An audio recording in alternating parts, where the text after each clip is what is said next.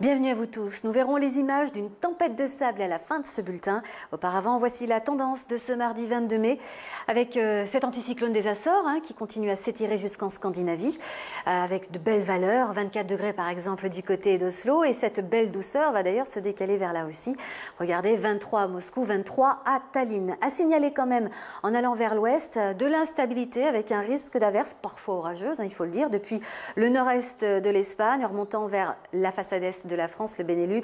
Ça va concerner aussi d'ailleurs la Suisse ou encore une grande partie de l'Italie. Quelques valeurs aussi à noter, 24 à Paris comme à Bruxelles. On est un petit peu au-dessus des moyennes de saison. Allez, on va sur le continent nord-américain, retrouver un temps calme en général au Canada, sauf du côté du Québec, Montréal notamment. Et puis on a une perturbation active ici qui va glisser depuis la région des Grands Lacs vers la façade est des États-Unis avec un risque orageux entre Washington, Atlanta et le golfe du Mexique, même si on n'exclut pas un petit orage du côté de la Floride. Et cette zone instable va d'ailleurs s'étendre jusqu'au niveau de Cuba, 29 degrés attendus à la Havane ou encore vers Cancun. Du Guatemala jusqu'au Panama, des averses à caractère orageux. Nous aurons rien de nouveau le long de l'équateur, mais quand même quelques averses assez intenses à la frontière entre le Suriname, la Guyane et le Brésil. Et puis plus de soleil en allant vers l'extrémité sud. En général, un temps sec et ensoleillé pour l'Afrique australe et toujours de l'humidité et de la pluie le long des côtes de la côte est de Madagascar. Retour à un temps calme vers la Corne de l'Afrique. Ça va bourgeonner un petit peu près du golfe de Guinée. 31 degrés attendus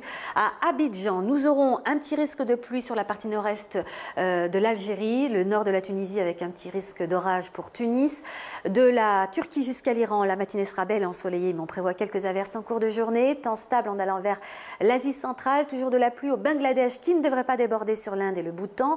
Nous aurons des averses à caractère orageux sur la péninsule indo-chinoise et l'Indonésie, en particulier sur l'île de Sumatra. Beaucoup de soleil sur l'Australie, des entrées maritimes à Melbourne, du vent en Tasmanie, jusqu'à 90 km à l'heure sur sa moitié ouest. Et puis enfin, on termine avec de la pluie à Shanghai. Ça va se gâter en cours de journée en Corée. Du soleil en allant vers le Japon et notamment à Tokyo qui affichera 26 degrés. Et on va terminer avec ces images. Ça s'est passé ce dimanche, 18h08, heure locale. Un mur de sable a littéralement englouti le district d'une province de Chine, la province de Gansu.